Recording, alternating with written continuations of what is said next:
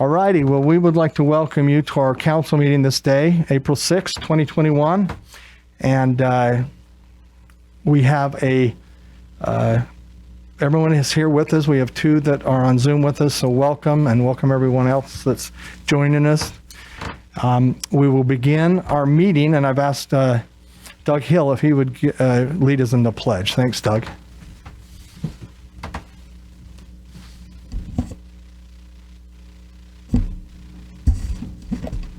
Allegiance to the flag of the United States of America and to the republic for which it stands, one nation, under God, indivisible, with liberty and justice for all.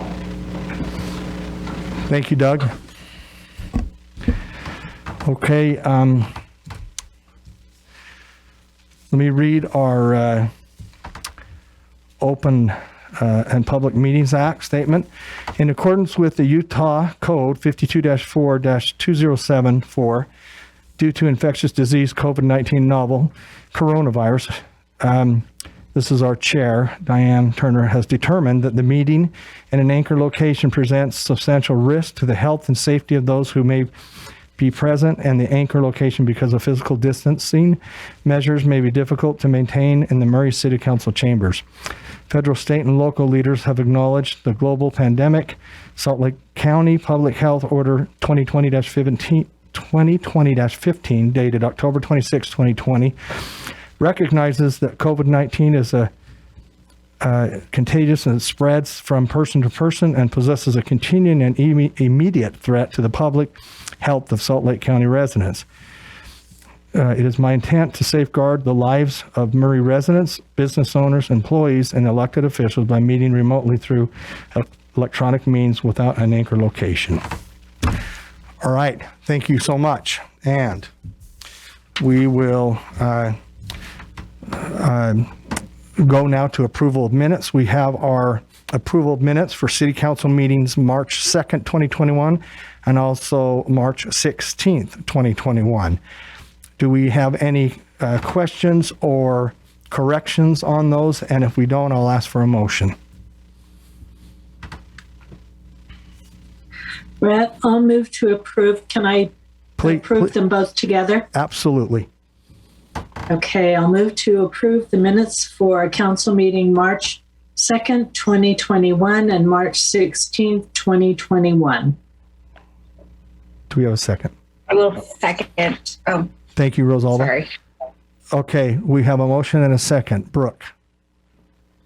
Ms. Martinez? Aye. Mr. Cox? Aye. Ms. Dominguez? Aye. Ms. Turner? Aye. And Mr. Hells? Aye. Okay, thank you, Brooke. Okay, we'll now go to a special recognition. Consider a joint resolution of the Mayor and Municipal Council of Murray City, Utah, declaring Friday, April 30th, 2021 as Arbor Day. Mayor Camp presenting. Thanks, Mayor. Thank you, Mr. Chair. We have Matt Erklins, our city forester, who will be talking in just a moment after I read the joint resolution and the council votes on it, and he'll talk a little bit about Arbor Day. A joint resolution of the Mayor and Municipal Council of Murray City, Utah, declaring Friday, April 30th, 2021 as Murray Arbor Day. Whereas Arbor Day is observed throughout the nation and even throughout the world on April 30th, 2021, as trees everywhere, as trees wherever they are planted are a source of joy and spiritual renewal.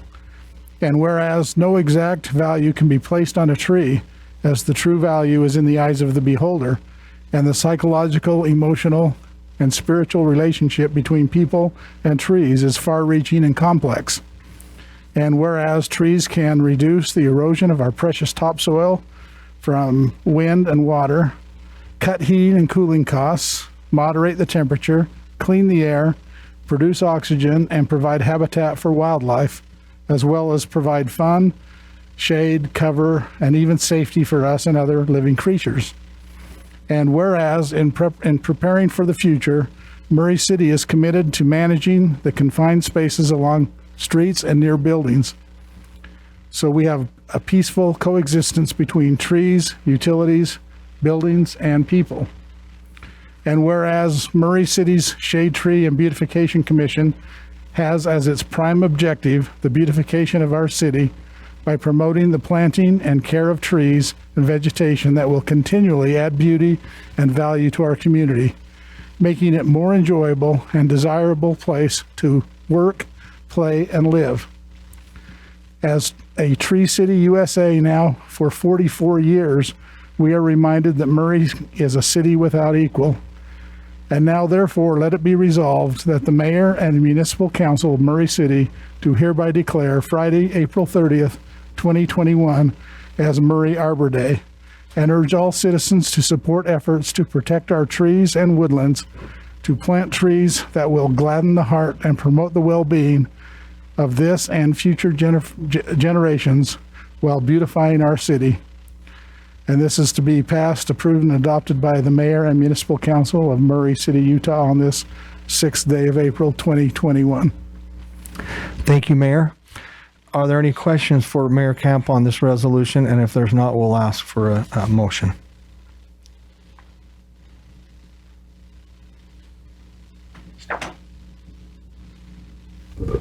I'll make a motion that we approve the resolution of the mayor and the municipal council of Murray City, Utah, declaring Friday, April 30th, 2021 as Arbor Day.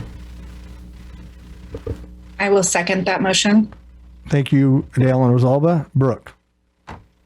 Ms. Martinez, Aye. Mr. Cox, Aye. Ms. Dominguez, sorry, You'll get it. Aye. Ms. Turner, Aye. and Mr. Held. Aye. Thank you, Brooke. All right, we'll turn the time over to Matt. Yes, are you there, Matt? I am. Thank you, Council, and thank you, Mayor Camp. Yeah, we're excited to even hold an event this year for Arbor Day. So we've got our sights set on next year, though, so where we can, set up our full event. But yeah, so our plan is to plant a few trees in the Arboretum this year to celebrate. I feel that's one of the better ways to celebrate is to actually plant the trees, but education is very important as well. So we look forward to educating, the youngsters and the public in next year's Arbor Day. And also, I just wanted to touch on the Tree City USA recognition. Like Mayor Camp spoke about, we are the longest running Tree City USA in Utah, and with 44 years under our belt. So that's pretty impressive. So we look forward to keep running with that title. So, and I just want to thank you all for all your support and everything you do for the Shade Tree Commission. So thank you. Matt would like to thank you. We appreciate that, and that is a pretty impressive award. So thank you so much. Any questions for Matt or the mayor? Can I just say something, Brett? Of course. We have 2 trees that are growing in our yard because of Arbor Day celebrated with our kids and Matt's older stepchild. So we appreciate it. Our youngest, she let hers kind of die in the windowsill by accident. So she's been kind of traumatized. But it was such an experience for her to be able to receive the tree from school and wanting to plant it. So that, I know that means a lot for the kids and that educational piece. So I appreciate that. And if we can continue to support that, we will. Thank you. Thank you, Rosalba. Anybody else before the mayor? Can I turn it back to the mayor for a minute? Okay, Mayor. Thank you. I just wanted to give a quick shout out as well to the members of our Shade Tree Commission. I know they're very disappointed for 2 years in a row not to be able to do the event that they do at the schools and at the amphitheater. And they're chomping at the bit to do this again next year. But I do appreciate the small scale program that they are doing this year with the tree planting. So I just want to recognize them and by name, Darren Bird, Janice Evans, Janelle Nelson, Judith Payne, and our newest member, Connie Fong. So I just want to give a shout out to them too. So thank you. Yeah, big thanks to them. Thank you, Mayor. We sure appreciate those that serve on that committee. All righty. Thanks again. We'll move on to citizen comments. you would have sent your comments at city.council@murray.utah.gov. And you have, it's 3 minutes to present, and there are exceptions to that, but I will turn the time over to Jennifer for citizen comments. Okay, thank you. We received 5 citizen comments this week, so I will just read them for the record. The first one is from Jenny Greenwood. Dear council members, my heart had stopped. Pure panic surged through my entire body. A car is going to hit that child on their bike, and there is nothing I can do. The child turns quickly, almost losing control. Horns are honking. An older gentleman in a large truck stops just in time. The child makes it, but nearly 8 cars in the intersection of 800 West and Anderson Avenue don't move. I suspect we're all trying to process what just happened, and the crossing guard, non-existent. I drive home with my heart still pounding and quickly email the principal at Viewmont Elementary. I drive through this intersection on 800 West and Anderson Avenue every school day. It's a crowded intersection during drop-off and pickup, and it makes me nervous every time. Some people believe this is a 3-way stop. I've seen people make left-hand turns in front of oncoming traffic. I've had to make a left-hand turn onto 800 West from Anderson Avenue, but if someone is trying to make a right-hand turn, I do not have clear visibility of the crosswalk. I'm a 40-year-old, and this intersection scares me, and we're expecting children to navigate the intersection on their own. To my surprise, Mrs. King replied to say she had no control over where crossing guards are placed, so I spoke with an officer at the Murray Police Department. He said the crossing guard situation has not been adjusted for 15 years, and his only option was to make it known to the higher-ups. I don't presume to understand the bureaucracy of government, but if we're to the point that we can't even get a simple crossing guard at a dangerous intersection for our children, what are we really accomplishing? I implore you to do something, and not after the fact when a child has lost their life, but proactive to make a difference.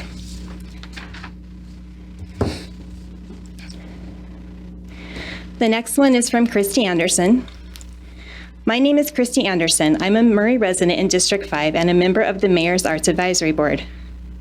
I'm sure you have heard from several board members and other citizens about the downtown district. I'd like to add my thoughts, which include a perspective for developing the Murray City logo nearly 20 years ago. Many of these issues then still apply today. It will be helpful to see some of the principles that brought together a variety of city representatives. Thanks for your consideration and for all you do for the city. She attached some additional information that I will forward on to you guys. Sorry, I need a drink real quick.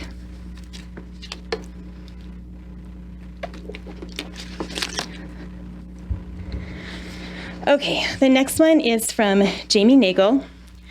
Dear Murray City Council members, I called the city and was informed that public comment was conducted virtually right now due to COVID. Therefore, I respectfully ask that my comments be read during the public comment in your next city council meeting. My name is Jamie Nagel, and I am the chair of the Hilltop Park HOA located directly east of the Shiny Shell Car Wash, located on 900 East and 4608 South. The car wash is a fairly new business, and I am sure is still working out some operational issues. However, since opening a few months ago, we have had a continual problem with excessive noise from cars who stay at the car wash and clean out the interior of their cars. Near daily, the bass from car stereos is so loud that it literally rattles the windows of our homeowners, and when it happens, it lasts for 30 to 60 minutes at a time. There is no way to call the car wash, and when you call them, there isn't an option to speak with a person. In addition to the noise, the car wash has very bright neon lights that light up when a car is going through the car wash. The red neon lights at the end of the car wash are so blinding during the dusk and night hours that you have to keep your blinds closed because it's very painful to look out your windows. The beautiful views of the sunsets were inhibited now by the unnecessary lights. Finally, several nights a week, all of the lights are left on, and all night long the light pollution makes it look like there is light outside. I understand our HOA is not alone in the frustration over these issues. While I know that growth is inevitable, responsible growth can be good for neighbors. I ask you to please address these issues of sound and light pollution with this car wash, as well as limit building that is taking place to the south of the car wash. As a former elected official, I understand how difficult it can be to enforce these issues, especially when this happens after hours when code enforcement is unable to respond. However, there has been a solution, and I am asking the City Council to please consider all options in enforcing these issues, including leveling fines against the establishment each time this happens for violating noise and light pollution. Kind regards, Jamie Nagel. Okay, 2 more. Okay, this is hard with a mask. Okay. This is from Donetta Mitchell and the Casamakeses. They have questions regarding the interlocal agreement with Salt Lake County relating to Atwood Boulevard. What is the long-term plan for Atwood Boulevard? The residents had been given assurance no business traffic would be allowed across or egress on Atwood. Does this interlocal agreement now change the agreement and business traffic will be allowed on Atwood? With the new easement, what happens if the city takes parking away from businesses on the northeast corner of Atwood Boulevard and 4500 South? Is there another agreement that will give access to park some other way? With recent changes on Atwood Boulevard, Sacred Energy / Janet Wall, are we concerned the decisions are being made without citizen input? Who will watch out for the citizens' interests? Residents are already upset about the traffic from businesses overflowing onto Atwood Boulevard. If there is a plan to widen Atwood Boulevard or put a light at the intersection of 4500 South and Atwood, or make some other changes, the residents would like to know about it.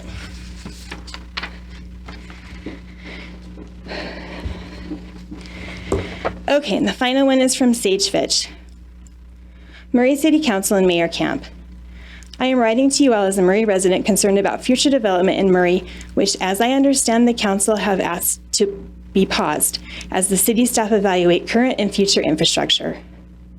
I first want to thank you for choosing to take a pause rather than plowing ahead, and for taking the time to thoughtfully evaluate the direction that Murray is moving forward in regards to the general plan, design guidelines, and zoning ordinances. My concern, and the reason I am writing to you today, is to ask that you consider that rezoning in or adjacent to single-family neighborhoods to allow for higher density not only threatens those neighborhoods, but threatens to undermine the very feeling that keeps people in Murray and makes it a desirable place to live. There is a place for high density and mixed-use development, but it is not in or adjacent to single-family neighborhoods, and allowing for vacant land to be developed at higher density is reckless and greedy. High density is working on Vine and 300 West. It is a great idea at the old Kmart and on 900 East, but it does not make sense on Bullion or Vine and Center.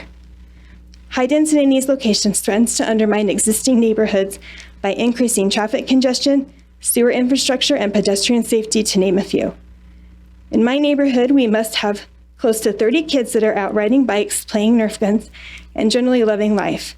I have also heard that we will have a boom of COVID babies, with at least 4 more babies on the way soon. Child and car safety is a big concern for many of us, as we have seen more and more cars cutting through Wasatch and Center and often going too fast. Higher density development in the area will only bring more traffic and demand for on-street parking, which is already at a critical level, especially on Center Street. I would also ask you to take a hard look at the current ordinances that allow development which is not to scale to existing homes and allows development with limited setbacks. I am sure that if it was the lot next to you being developed, you would not feel comfortable with the towering home blocking your mountain views. I am sure the homeowners on 4800 South and Atwood feel this very way with a huge, not to scale, white modern home was constructed. It certainly does embrace a feeling of inequity. Those who have the financial means can go big enough, but those who are already invested in a modest home in Murray that is to scale with the existing neighborhood will certainly not be protected and will eventually lose out on more than just their views. This is not just my opinion, it's a viewpoint, and I often hear when I talk to neighbors and friends that Murray will allow whatever developer proposes, that the push for higher density development always wins. Thank you for this opportunity to provide input, and I thank you for your consideration of this email. And that's it. Okay, thank you, Jennifer, and thank you to our citizens for those comments. And we will close that part of our citizen comments. There's no consent agenda scheduled. We'll move to our only public hearing. Consider a resolution approving the 2020 Municipal Wastewater Planning Program, WMPP report. Ben Ford. Ben? Appreciate it, Brett. Thank you for a few minutes tonight, Council and Mayor. So just as a quick recap, the Municipal Wastewater Planning Report is an annual report that we have to submit to the Division of Water Quality that basically just summarizes and makes sure our utility fund is in good standing. And we presented that report to you in the Committee of the Whole meeting on March 16th. So tonight we're just asking for the resolution and approval for that submittal of the municipal program. So if anybody has any questions, I'd be more than happy to answer them. Okay, thank you, Ben. Any questions for Ben? Okay, seeing none, and again, thank you, Ben, for that report. I would ask for a motion.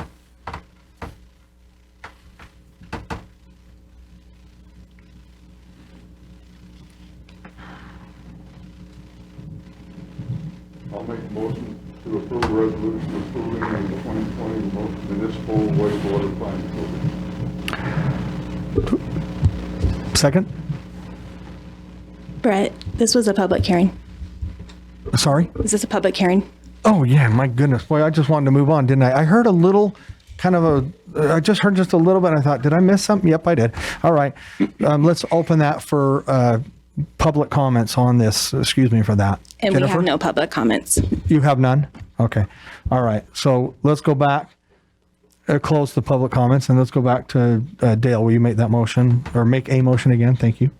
I make a motion we approve a resolution approving the 2020 municipal wastewater planning program. I'll second. Thank you, Dale and Kat. Brooke? Ms. Martinez, Aye. Mr. Cox, Aye. Ms. Dominguez, Aye. Ms. Turner, Aye. and Mr. Held. Aye. Okay, the motion passes. Thank you, Brooke. We'll now go on to our only business item, consider an interlocal cooperation agreement with Salt Lake County to receive property in the public use 4500 South Atwood Boulevard. Chris, again, if you would present. Yes. Thank you, Brett. Thank you, Council and Mayor. So this interlocal agreement is to transfer property that was obtained via a tax lien some decades ago from Salt Lake County and transferring it into Murray City right-of-way. I am going to share my screen here real quick. I don't know if that's possible. Yep, perfect. As you can see, this parcel, it's about 115 feet long, 22 or so feet wide. It already contains the city right-of-way. It is not widening anything. It is, in response to the citizen comment there, it contains our sidewalk, our curb and gutter, and our roadway. This action, by paying the $91.27 and signing the interlocal agreement, it brings something that we've been already treating as our public right-of-way into our formal public right-of-way. Okay. Happy to answer. Okay. Is that it, Chris? Or? Yeah, I'm happy to answer any questions. Okay. Thank you, Chris. And thanks for answering that question from the public comment, citizen comment. Questions for Chris? Just so we have it on record for this meeting, why we're looking at this now, and how it just came up and about. Sure. So last September, I met with our counterparts at UDOT regarding the addition of a pedestrian crosswalk at this intersection. As you're probably familiar, there's not a single crosswalk between 5th East or State Street in this area. UDOT and several other regional transportation plans had identified it. I met them out there to look at the intersection, and I noticed that this parcel was not in the city's right-of-way. It was available for private ownership. I reached out to the county, and they said that they would be willing to offer to the city that it was a tax lien. Primarily, we just we just found it. There's probably a dozen or so other parcels like this throughout the city.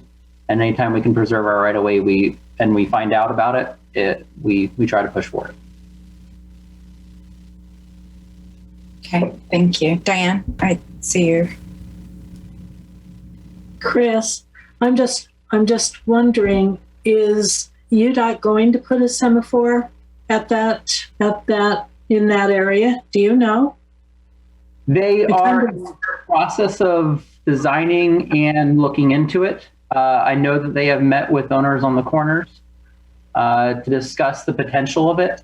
They have discussed with me their plans. Nothing is formalized yet, but I'm aware that they do have the budget to do so if they can get agreement from the property owners, primarily to the north, who would be most affected. Okay, thank you. I think that would make a lot of sense, actually. Yeah, I was just about to say it would help ease a lot of frustrations on those who are living on Atwood with the speed and everything. Atwood is our problem child of this part of the neighborhood, it seems like, and a lot of people like to use it and speed down and go through the neighborhood, even though it is residential. And another biggest concern I have from residents, and like Danetta said in her statement, was just the easement on to Atwood from properties or from businesses. And that's a really big concern for those who live on Atwood and our neighbors with those soon companies that are coming. So that would help. But all right, well, thank you. I think those are my only questions and just kind of inquiries. No, thank you. So we appreciate your consideration and approvals. Okay, thank you, Diana Rosalba. Any other questions for Chris, council? Okay, thank you, Chris. We'll now bring it to the council for a motion.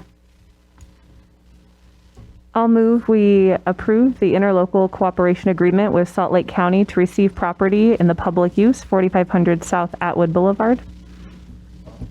I'll second. Okay, thank you, Kat and Diane. Brooke? Ms. Martinez, Aye.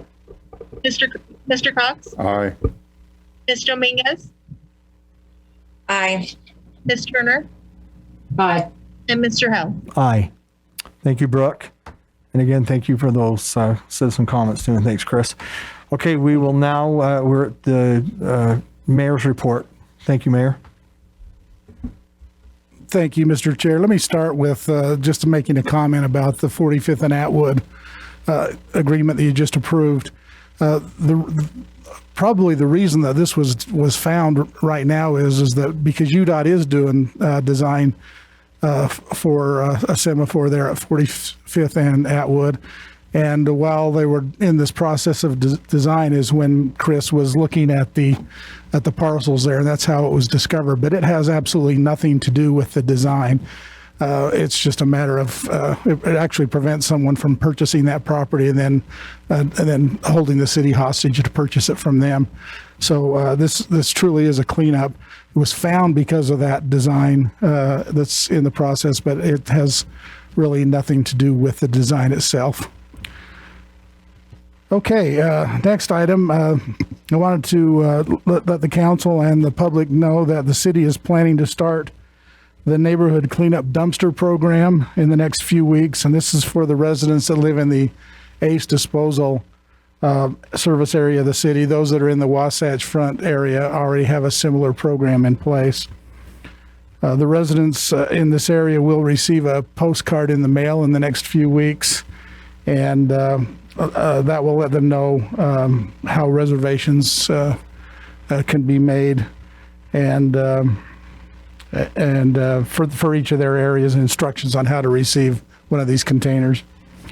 There are limited quantities available, so that we encourage those that get them to share with the neighbors. And if you have questions about the program, you can contact the Public Works Department. Next, I just wanted to make sure that the council is aware that the developer who had requested the zone change for 935 West Bullion has withdrawn his application at the Planning Commission last Thursday. And so that is off the table unless another project comes forward. But he has withdrawn that one. And then finally, I wanted to talk for just a few minutes about the mask mandate that's coming to an end soon. The legislation, House Bill 294 that was signed into law on March 24th, terminates the mask mandate this coming Saturday. And what it does is, in addition to that, or how it does that, is that it terminates the state of emergency and any executive order pertaining to COVID-19 on that day. But in the legislation, there are 3 benchmarks that were provided that had to be met. And they are: the state's 14-day case rate is less than 191 per 100,000 population. And as of Monday, the state has met that threshold. The 14-day case rate averages 179.4, so that's less than the 191 threshold. The second one is a statewide 7-day average COVID-19 ICU utilization to be less than 15%. As of yesterday, Monday, the 7-day COVID-19 ICU average is about 9.4%, so that has also been met. The third one, which hasn't been met yet, is that the Department of Health provides notice that 1.633 million prime doses of a COVID-19 vaccine has been allocated to the state of Utah. We're expecting that when that benchmark is met, that there will be an official notification from the State Department of Health that all 3 benchmarks have been met. And that is anticipated, according to the State Health Department, to be the 2nd or 3rd week of May. So in the meantime, the mask mandate will expire, but the Salt Lake County Health Department can extend it from the 10th of April, from Saturday, until the time that all 3 benchmarks are met. And they are meeting this Friday to determine whether or not to extend that mask order until the 3 benchmarks are met. It's my intent to, and we have already have an executive order drafted. It's my intent to issue an executive order that will do that. If the county doesn't, we'll do it for Murray City until all 3 benchmarks are met.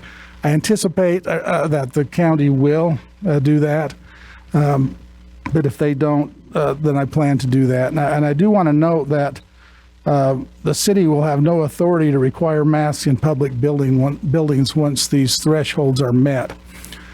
So I do anticipate that we will request that people that come into customer service or to the library or places like that consider wearing masks, but we have no authority.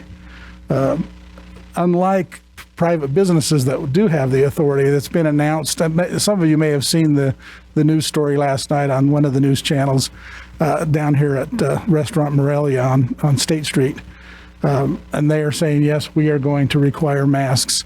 The Vivint Arena has announced that they will continue to require masks. So they can do that, but the public entities under this legislation are not allowed to do that.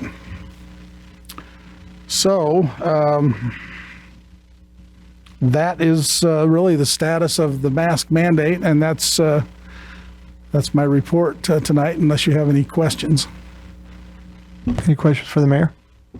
I just want to say thank you for having that prepared in case the county doesn't go forward, which I agree, they probably will extend it, but I think that sends a strong message just that you're willing to do that and protect the residents and employees. And so I just want to thank you for that. I think it matters, and I really appreciate it. Yeah, I just want to second what Kat said. That's a good move.